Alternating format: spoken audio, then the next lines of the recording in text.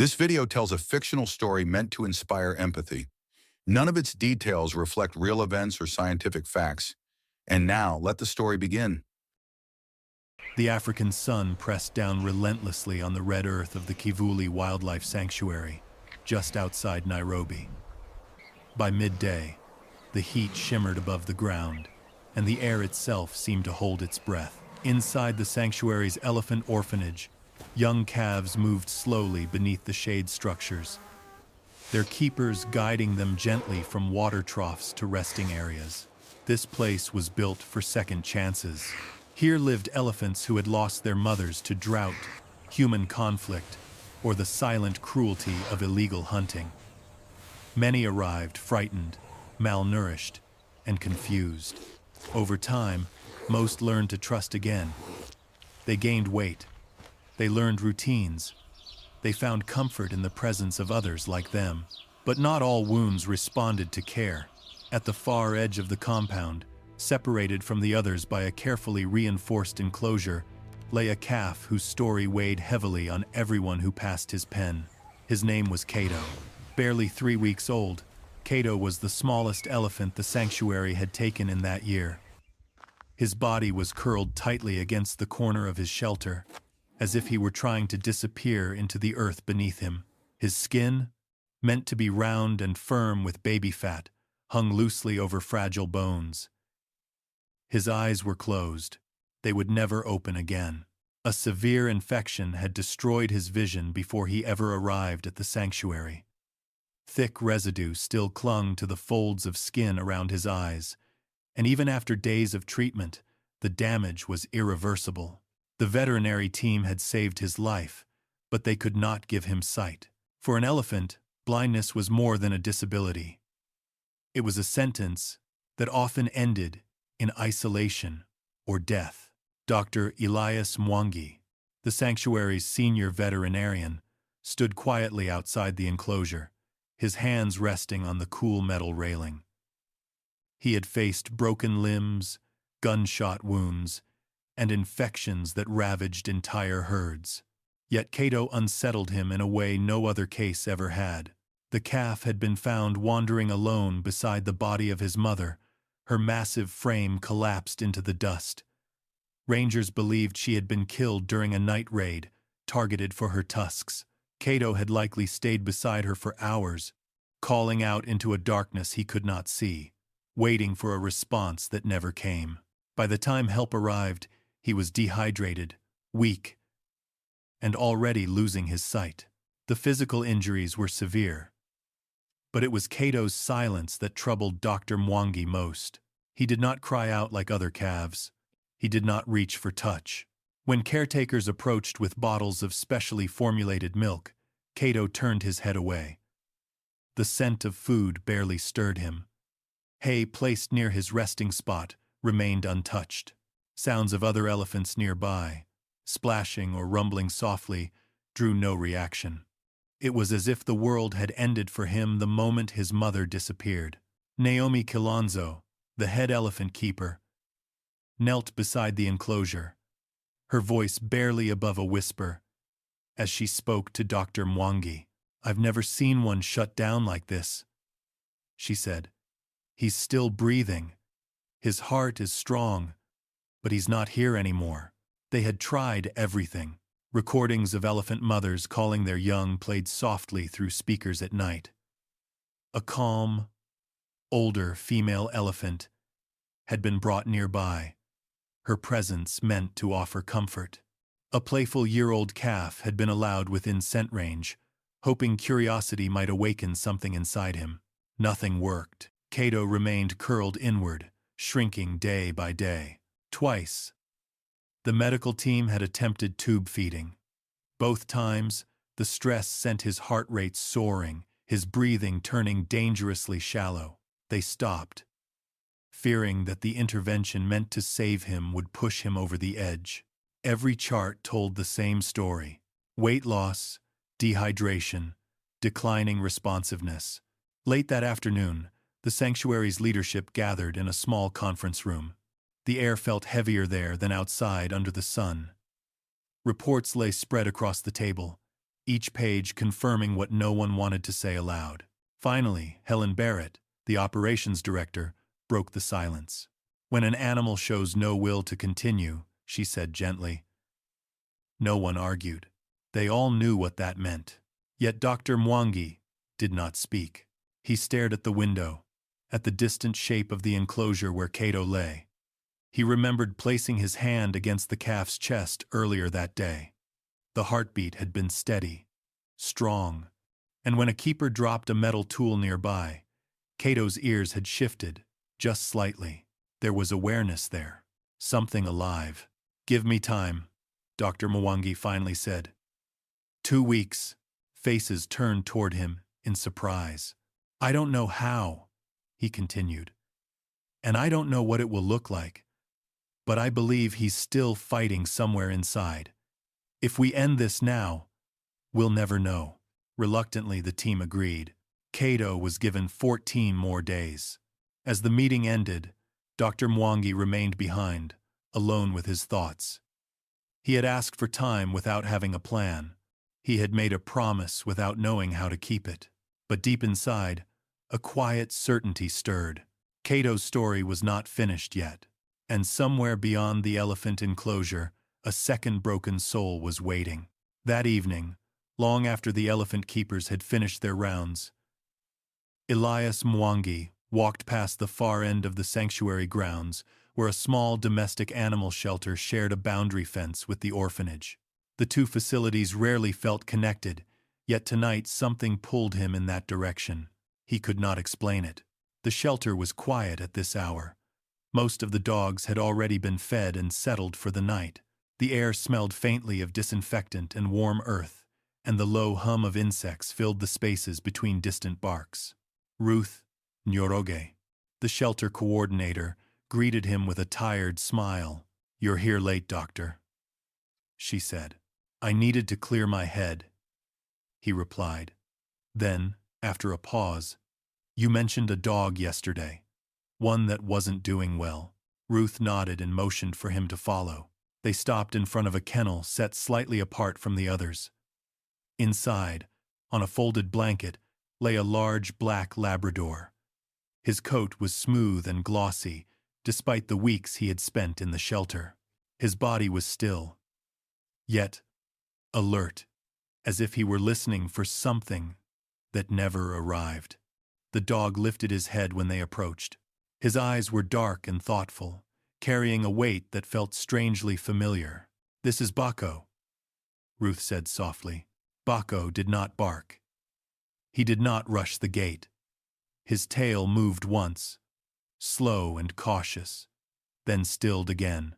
Dr. Mwangi knelt beside the kennel, studying him. What happened to him? Ruth exhaled.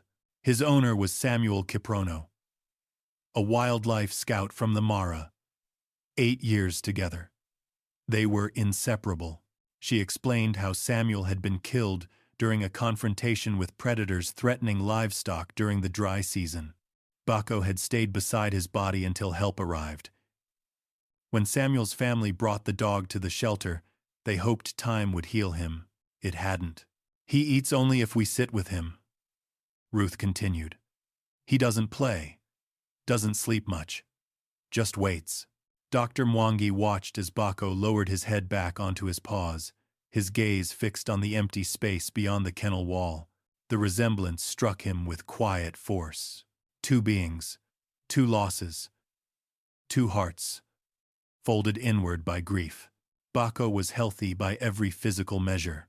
His injuries had healed. His appetite returned slowly. Yet something vital remained missing. He understands loss, Dr. Mwangi murmured. Ruth glanced at him. That's exactly what it feels like. Dr. Mwangi remained there longer than he intended, observing the dog's calm demeanor, the absence of fear or aggression. Bako responded to voices gently. He seemed to read human movement with careful attention, never startled, never defensive. A thought surfaced, then retreated, then returned again. It was irrational, unprecedented, risky, and yet it refused to leave him. What if, Doctor Mwangi said slowly.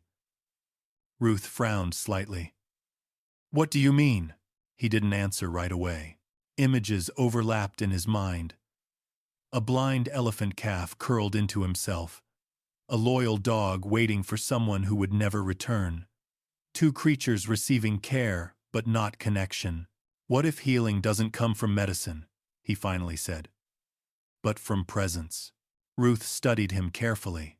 You're thinking about the elephant, aren't you? Dr. Mwangi nodded. She didn't laugh. She didn't dismiss the idea. She only looked back at Bako, then toward the distant elephant enclosures. That would change everything, she said quietly. Later that night, alone in his office, Dr. Mwangi searched through studies, reports, fragments of research on interspecies bonds. There were stories of unlikely friendships, rare cases of animals offering comfort across species lines, nothing like what he was considering. Still, his certainty grew. By the time dawn touched the horizon, his decision was made. Tomorrow, he would ask the impossible. Morning arrived cool and pale. A brief kindness before the sun reclaimed its dominance over the land. Dr. Elias Mwangi had not slept. He stood at the edge of the elephant compound, watching keepers begin their routine as if everything were normal. It wasn't. Cato had survived the night, but barely. The report from the night shift was grim. His body temperature had dipped dangerously low. His breathing was shallow and uneven. He had not accepted a single drop of milk. Time was slipping through their hands. By 7 a.m., Dr. Mwangi had called an emergency meeting. The sanctuary's senior staff gathered around the long wooden table, cups of untouched tea cooling beside them. Naomi Kilonzo sat near the window, arms folded tightly. Helen Barrett reviewed documents she already knew by heart. Dr. Mwangi stood. I want to propose something, he began. That goes against everything we usually do here. No one interrupted him. I believe Cato doesn't need more treatment. He needs connection. And I think I know where it might come from. Naomi exhaled sharply. Elias, I want to introduce him to a dog. Silence fell like a stone. A dog, Helen repeated. Carefully. Yes. Naomi shook her head. Elephants are prey animals. Even domestic dogs can trigger panic. Cato is blind. He won't understand what's near him. Dr. Mwangi nodded. Which is why this would be controlled. Brief. Supervised. With multiple exit options. Helen leaned forward. And the dog? Calm. Trained by experience, not obedience. He has no aggression history. And he's grieving. That word lingered in the air. Both of them are. Dr. Mwangi said quietly. They are dying from the same thing. The objections came quickly. Risk of stress. Risk of injury. Risk to the sanctuary's reputation. Risk of being wrong. Risk of being wrong. Risk of being wrong. Dr. Mwangi listened to all of it. Then he spoke again. If we do nothing, Cato will not survive the week. No one argued with that. We have tried everything within our training, he continued, and it has failed. What I'm suggesting is not reckless, it's intentional. We create a neutral space. We do not force interaction.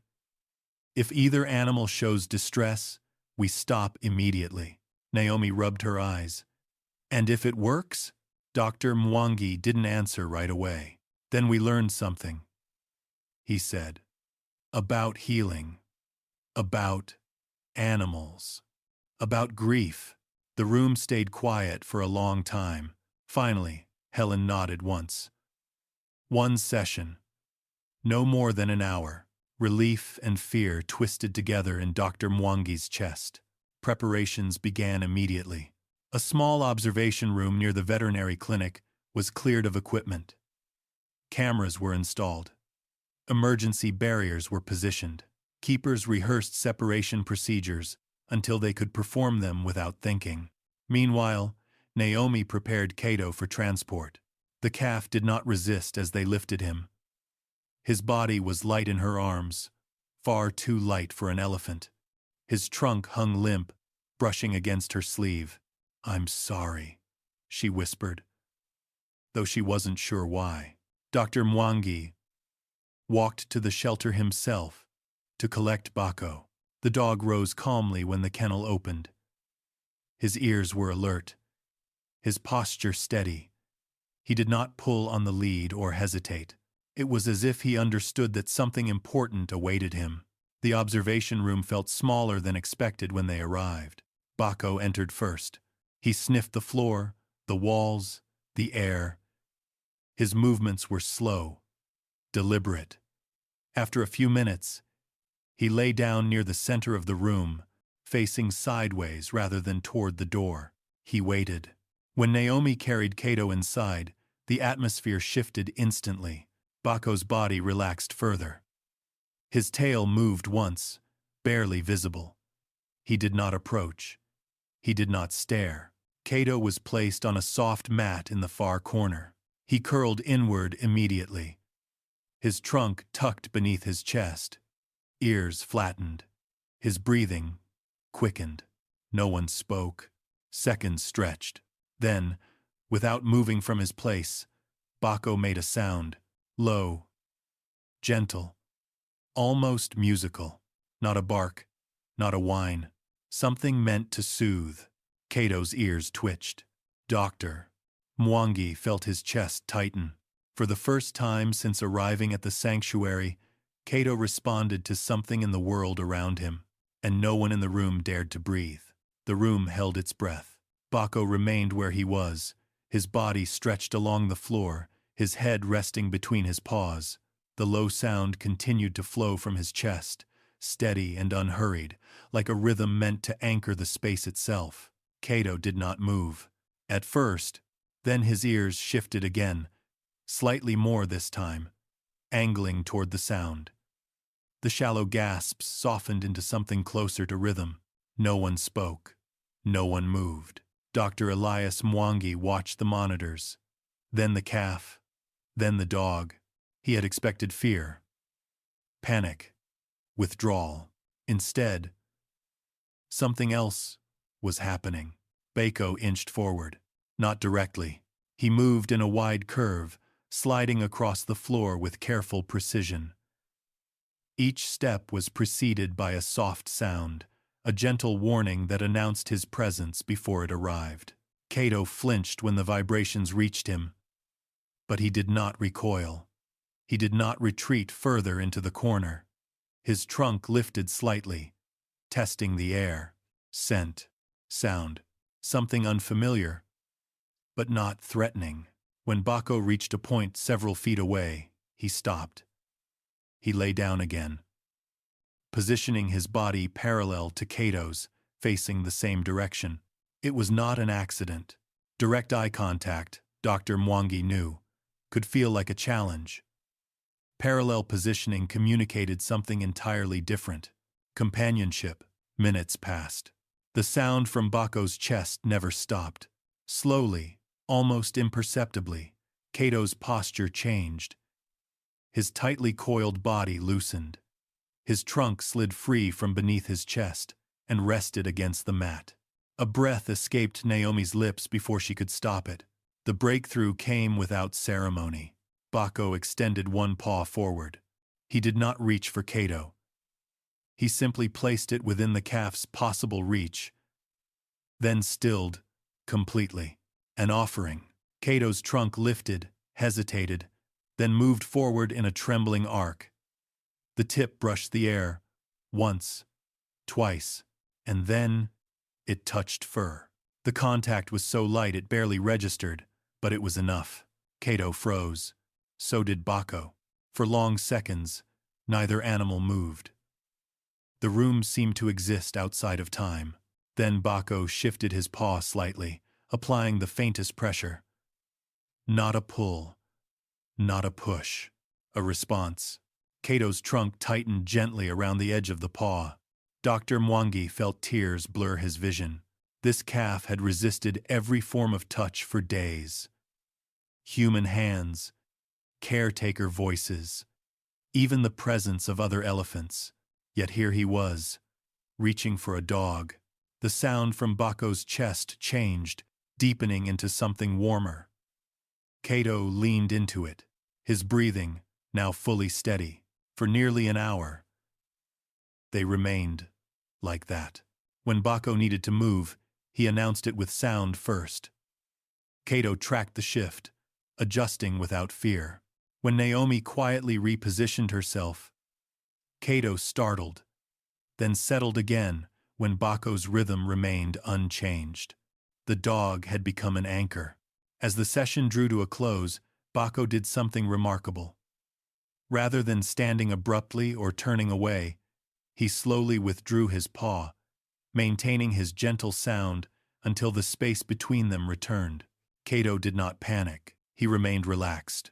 When the door finally opened and Naomi lifted him, he did not curl inward. That night, Cato accepted milk. Not much, just enough to matter.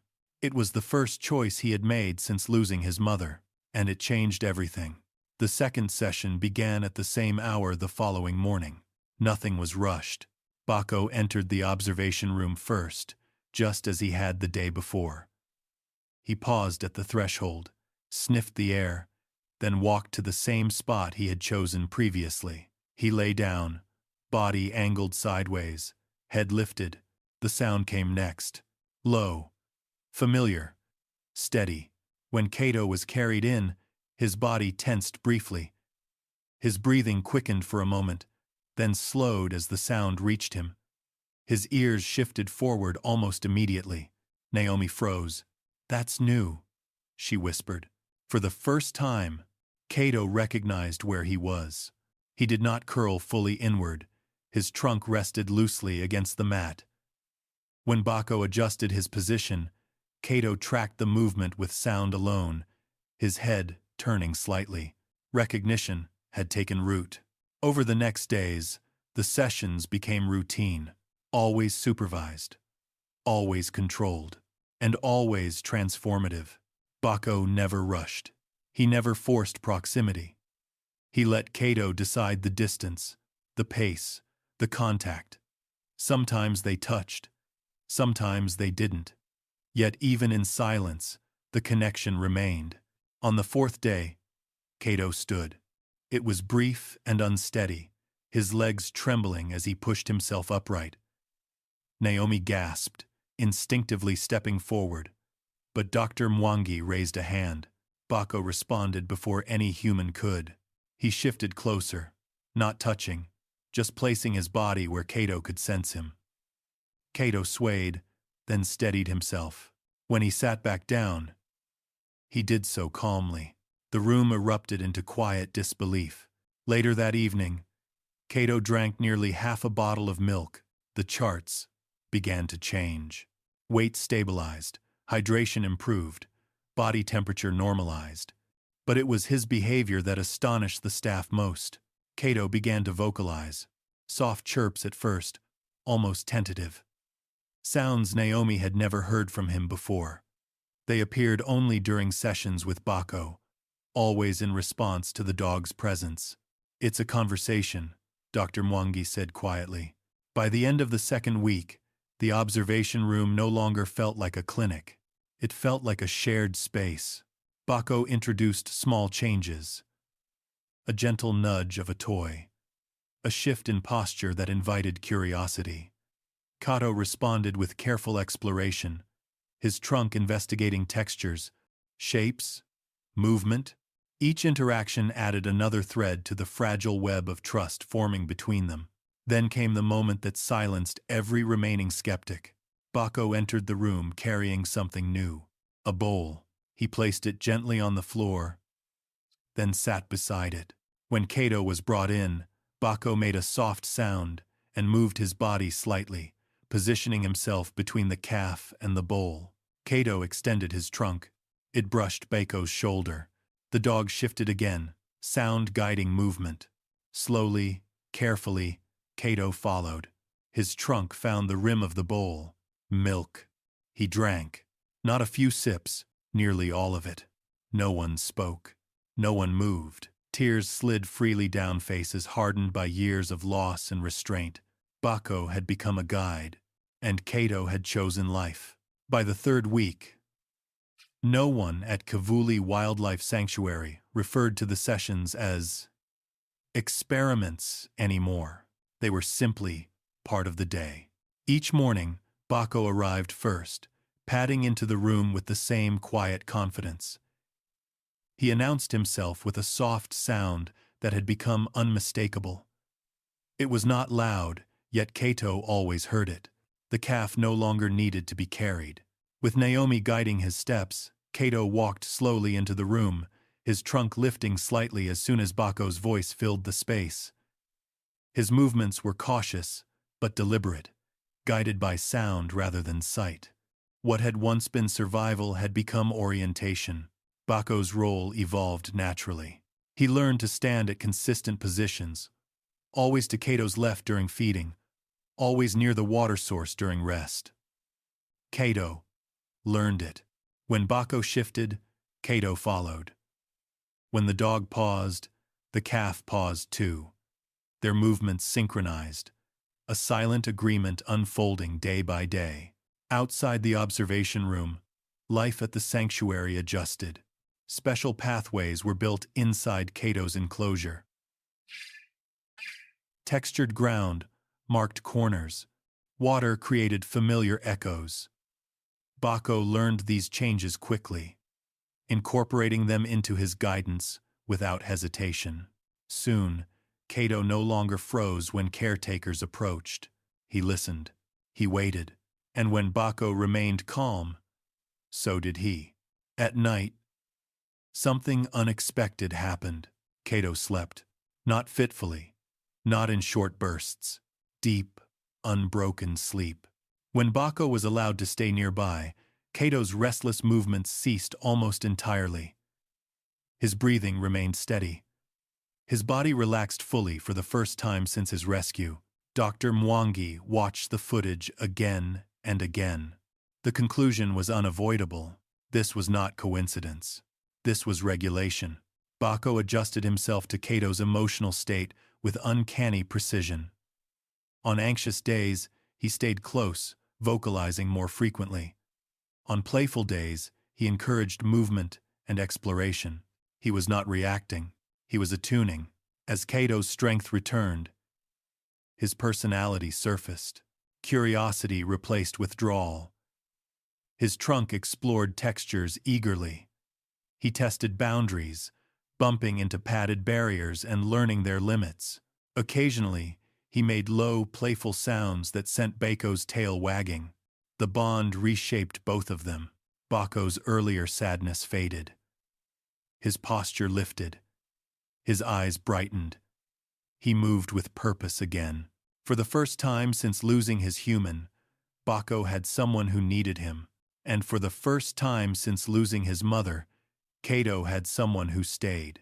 By the end of the month, the sanctuary made an unprecedented decision. Bako would live with Kato, not temporarily, indefinitely. The enclosure was redesigned with safety in mind.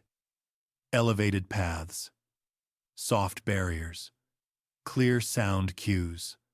The staff monitored everything, but intervention became less necessary each day.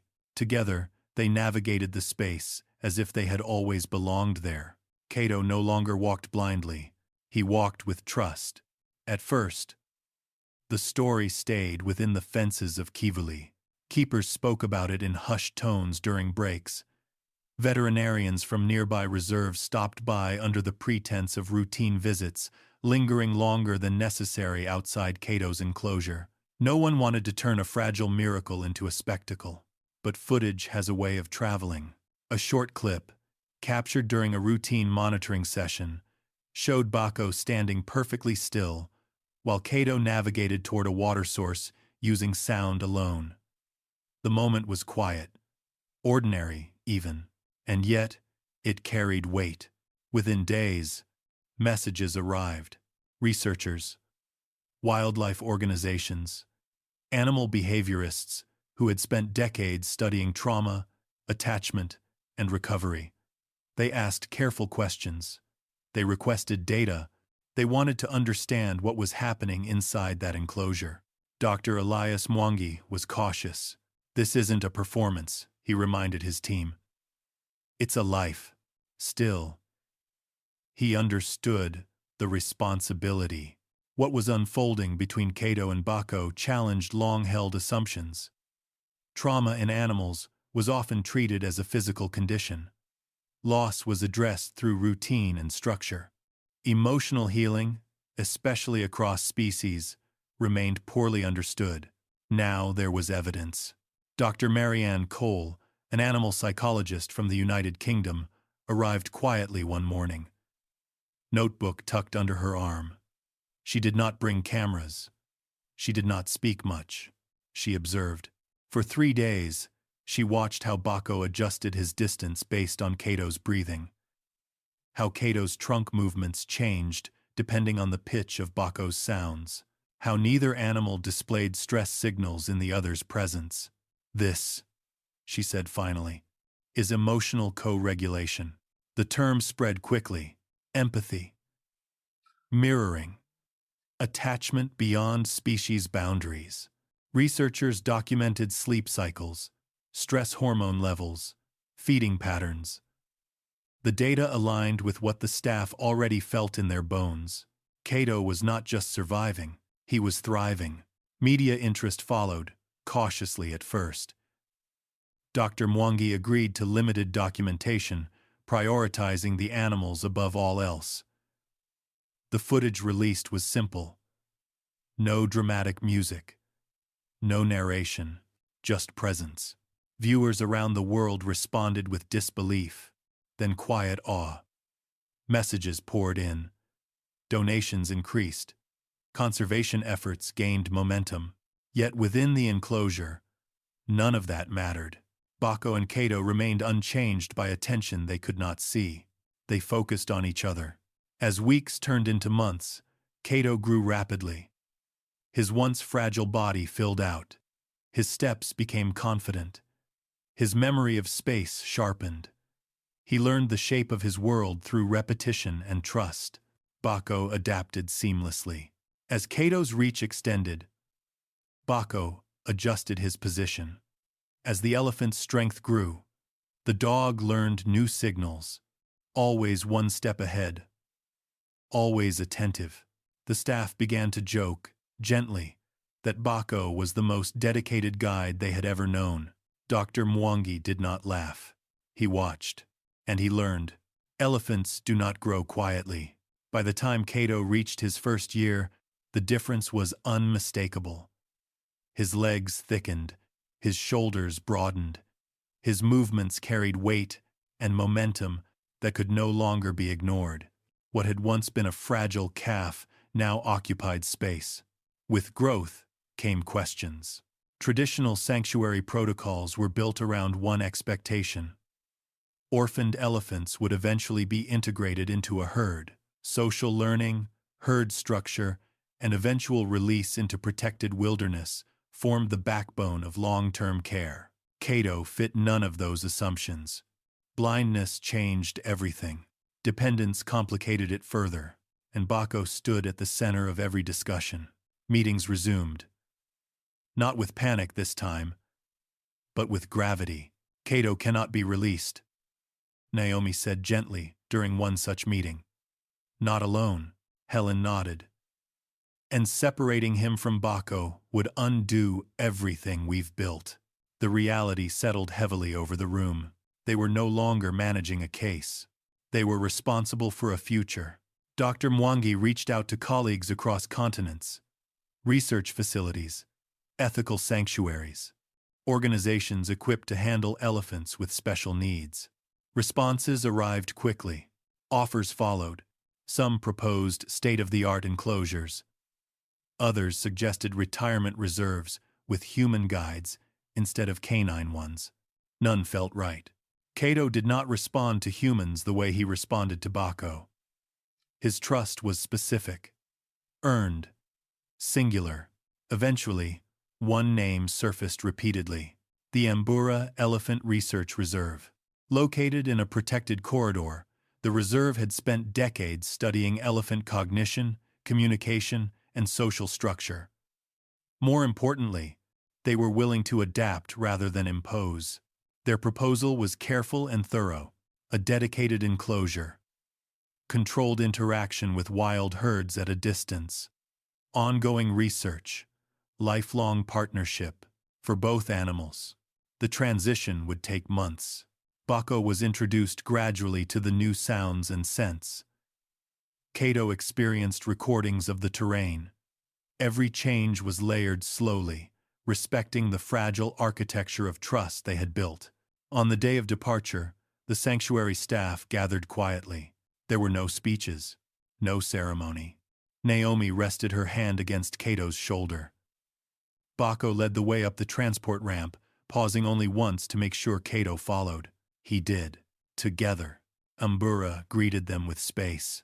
Open land stretched outward in gentle waves, broken by acacia trees and the distant calls of wild elephants. The air carried unfamiliar echoes.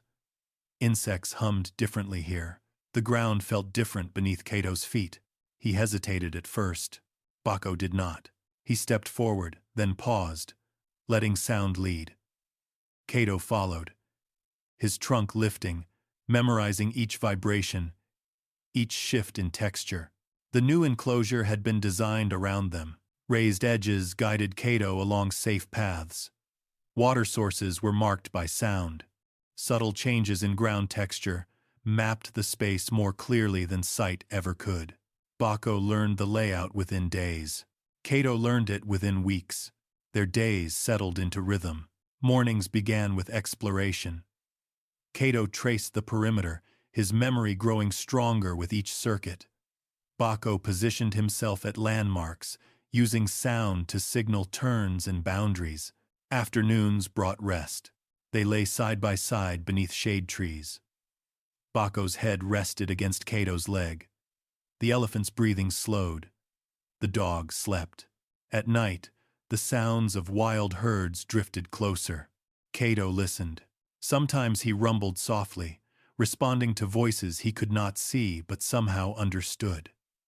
Baco remained alert during these moments, adjusting his position whenever Cato's breathing changed. The researchers watched carefully. Cato showed no signs of distress. He was not isolated. He was connected. As months passed, a subtle shift occurred. Baco began to slow. His steps shortened. His pauses lengthened. Age crept into his movements with quiet inevitability. Cato noticed. He adjusted instinctively, reducing his pace, positioning himself protectively. When Baco stumbled once, Cato steadied him with the gentle press of his trunk. The roles blurred. Guidance became mutual. Dr. Mwangi visited when he could, standing at the edge of the enclosure, observing in silence. He did not interfere. There was nothing left to fix. One evening, as the sun dipped low, Cato stood still, listening. Baco sat beside him. Two shapes against the fading light. Neither blind, neither alone.